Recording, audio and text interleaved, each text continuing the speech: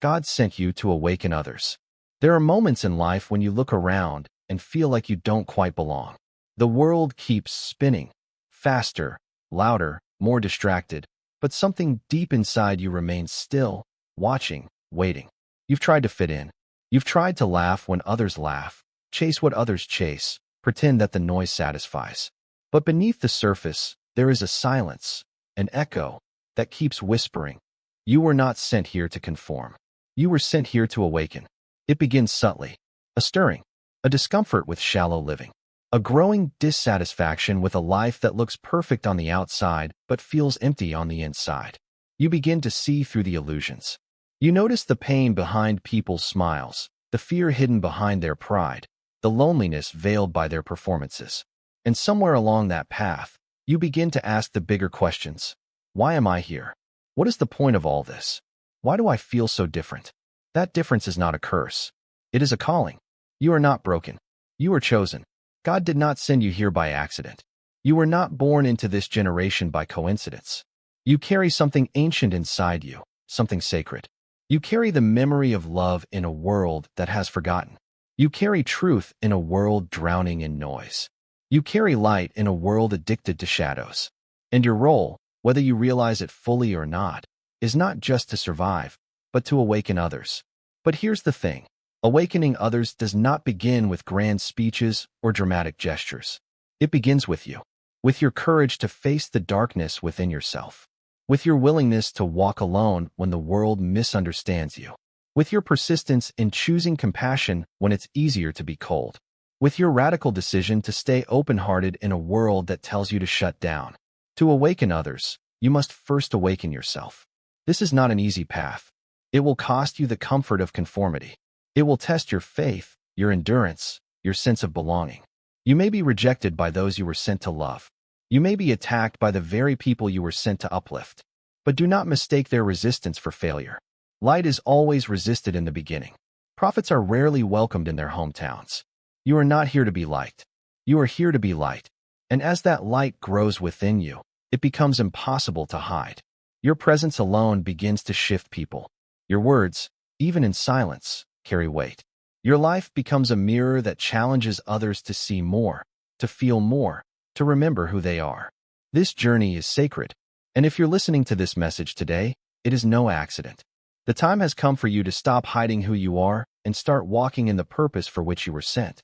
God didn't send you to escape this world. He sent you to wake it up. The silent calling, when you feel you don't belong to this world. There comes a moment in life, often quiet, often unexpected, when the noise around you suddenly begins to feel hollow. You may be standing in the middle of a crowd, surrounded by laughter, lights, and noise, yet your soul feels distant, disconnected, and strangely still. It's not depression. It's not confusion. It's something deeper, more ancient. It is the silent calling, a faint, persistent sense that you were never meant to simply blend in with the world, because your very presence here is meant to challenge it, shake it, and ultimately, awaken it. This sense of not belonging is one of the earliest signs that your soul remembers something your mind cannot yet explain. You may have tried, countless times, to live like everyone else. You've pursued what society says should fulfill you. You've worn the masks. You've followed the trends. You've learned to speak in ways that make others comfortable. And yet, after all that effort, something still doesn't fit. It's as if the costume you've been wearing was never tailored for you. And no matter how hard you try, it keeps slipping off. And here's what you must understand. That feeling of not belonging isn't proof that something is wrong with you. It's evidence that something is very right. You were never meant to belong to this world as it is. You were meant to help transform it. The discomfort you feel is not your enemy. It is your compass. It's the inner signal that there is more to your existence than survival. That you were born into a sleeping world, but not to remain asleep within it. That inside of you exists a truth, a light, a voice that was placed there not to be silenced, but to be shared. And when the time is right, that voice begins to rise, often starting as a whisper. You're here for something more. You're not like the rest. You were sent. But this awakening rarely begins with clarity. It usually begins with confusion. You may look around and wonder why the things that satisfy others leave you feeling empty. You may question why you're more sensitive, more intuitive, more affected by injustice or pain. You may find that certain conversations drain you, certain people feel fake, and certain environments feel toxic to your spirit. And you might even begin to question yourself. Am I too much? Too sensitive? Too strange? But no, you are not too much. You are too real for a world that has settled for shallow. You are too awake for a society that glorifies sleep. God often chooses the misunderstood. He often marks the ones who can't seem to fit in, who carry deep empathy, deep pain, and deep questions. Because those are the ones he can trust with the task of waking others up. You see, only someone who has wrestled with their identity, who has walked through the valley of self-doubt, who has sat alone in silence and wept without knowing why. Only that kind of soul can speak to the hearts of others with real authority. There is a purpose in your isolation. There is a design in your difference. It's preparing you for something sacred. Now, let's be honest. Being chosen doesn't feel glorious at first. It feels heavy. It feels lonely. There's no applause. No one hands you a certificate for being different.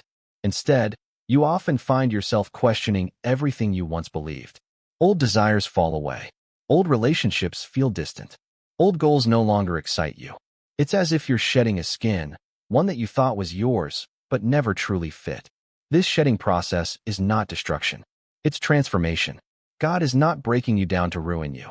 He's breaking you open so he can rebuild you. Not in the image the world expects, but in the image he originally designed. And so, if you find yourself in that space right now, in between who you were and who you are becoming, know this: you are in holy territory. You are being prepared, not punished. You are being tuned to a higher frequency, one that can sense what others cannot see, one that can hear what others choose to ignore. And when you are ready, God will begin to align your path with the people who need what you carry. But first, he needs you to trust that what he placed inside of you is real. He needs you to stop shrinking yourself to make others comfortable. He needs you to stop apologizing for your intuition, your wisdom, your vision, your fire. He needs you to own your anointing, even when no one else can see it yet. Because the truth is, most people won't recognize a messenger when they first arrive. Most won't believe in the one sent to awaken them until the awakening begins. That's why you must not depend on validation. That's why you must not wait for applause. That's why your identity must be rooted in your Creator, not in the crowd. You are not called to be loud. You are called to be clear. You are not called to follow. You are called to lead. Even if you must lead in silence, through the energy you carry, through the choices you make, through the light that never leaves your eyes, even when you're exhausted.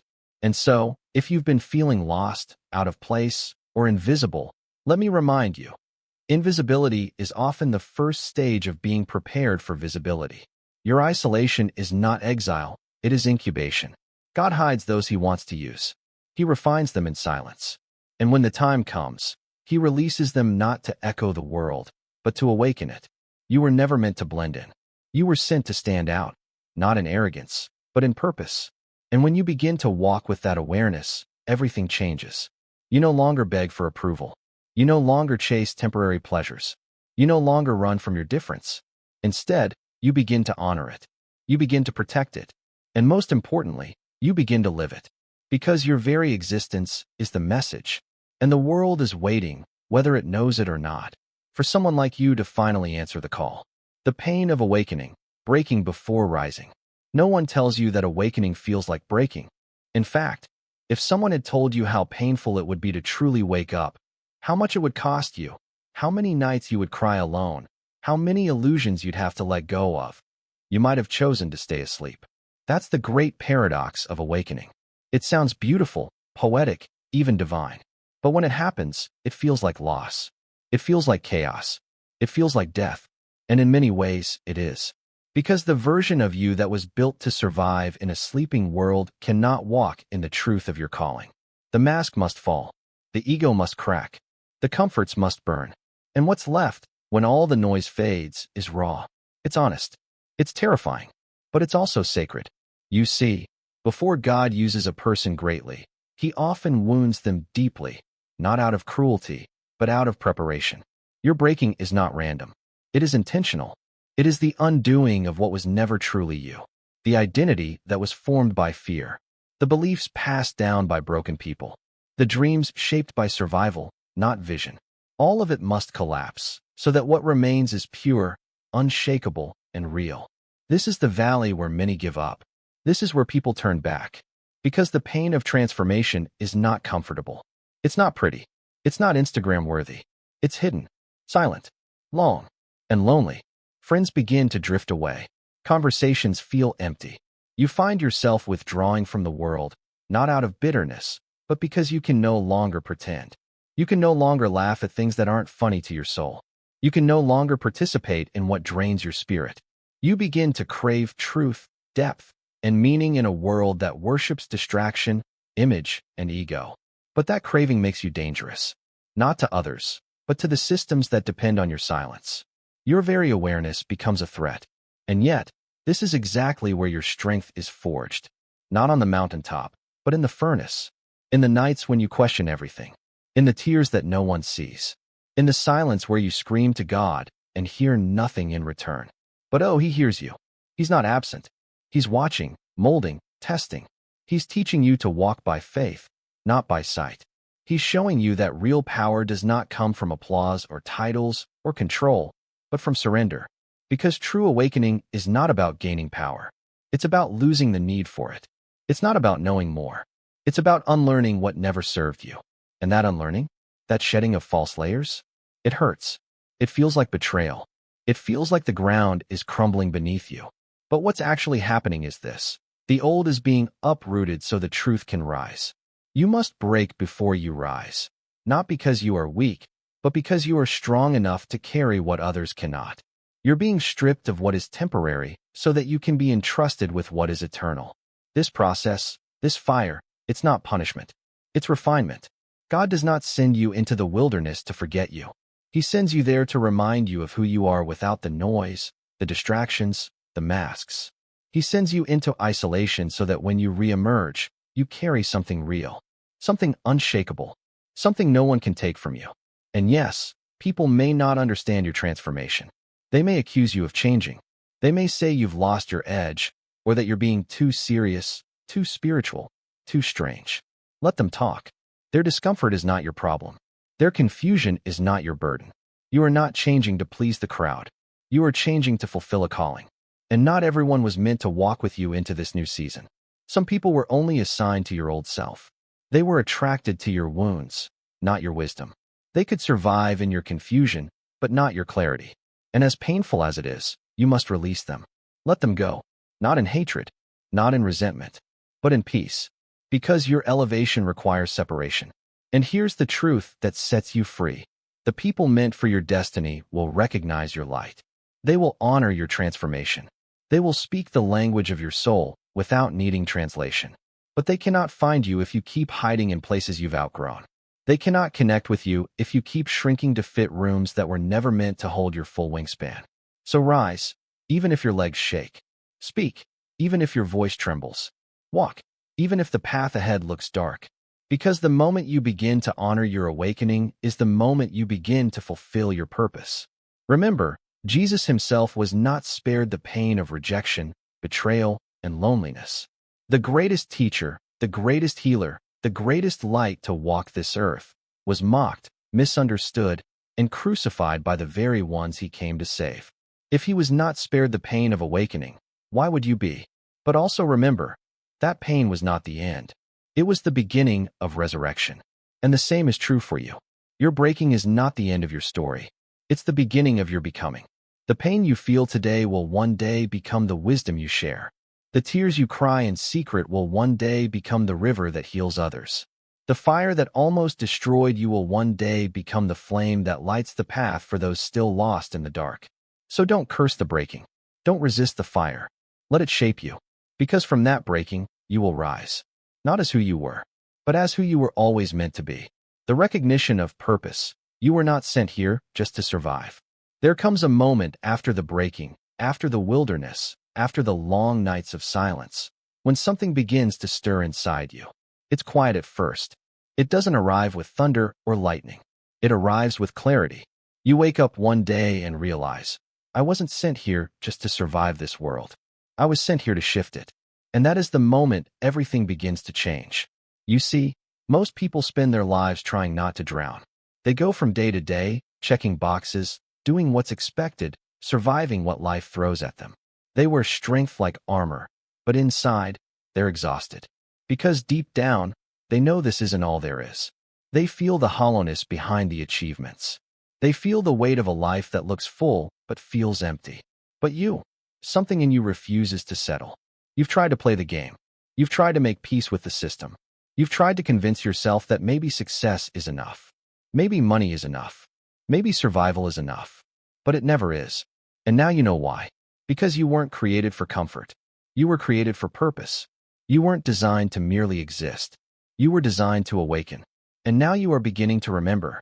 You're beginning to see how the very pain that once felt like punishment was actually preparation. You're beginning to see that your scars weren't marks of defeat. They were signs of survival. You were forged in the fire for a reason. Because the world doesn't need more copies. It needs originals. It needs voices that have bled, eyes that have seen, hearts that have broken open and still remain soft. It needs you. Not the version of you who tries to please everyone. Not the watered-down version you used to be to stay safe. But the real you.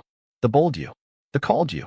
The you who knows now, without needing permission, that your presence carries purpose. You start to notice things differently. Conversations take on new weight. Pain takes on new meaning. You're not just moving through the world anymore. You're listening. You're observing. You're sensing what's beneath the surface. You begin to recognize the people who are still asleep, not with judgment, but with compassion. Because you remember what it felt like to sleepwalk through life. You remember what it felt like to be numb, confused, disconnected from your truth.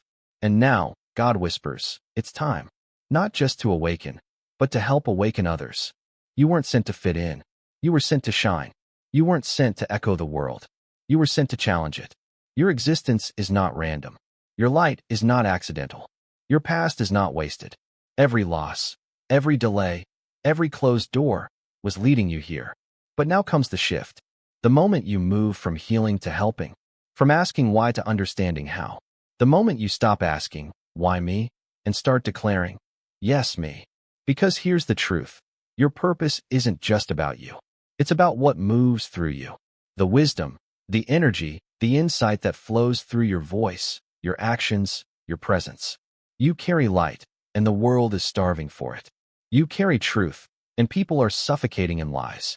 You carry a memory of heaven, and this world desperately needs a reminder. But hear me when I say this.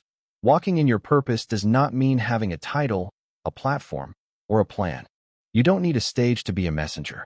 You don't need a pulpit to be a vessel.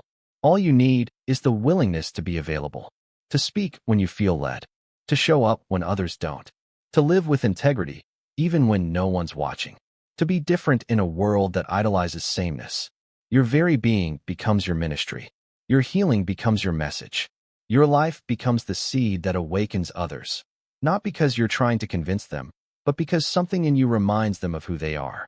That's why the world tried to silence you. That's why you were attacked. That's why your path was filled with delay and resistance. Because you were born carrying something the enemy feared. Your voice disrupts systems. Your energy awakens slumber. Your presence shakes the status quo. And the moment you accept that truth is the moment you stop asking for permission to be who you were always meant to be. There's no turning back now. The veil is lifted. The illusions have shattered. You know too much to go back to sleep. You've seen too much to pretend you haven't. And now, you are responsible for carrying what you've been given and for walking in what you now know. But don't be afraid of this responsibility. It's not a burden. It's an honor. It means you've been trusted with divine fire. It means God looked at your life, all of it, and still said, this one, I choose this one. You didn't survive by accident. You survived because you're meant to be a lighthouse for others still lost at sea.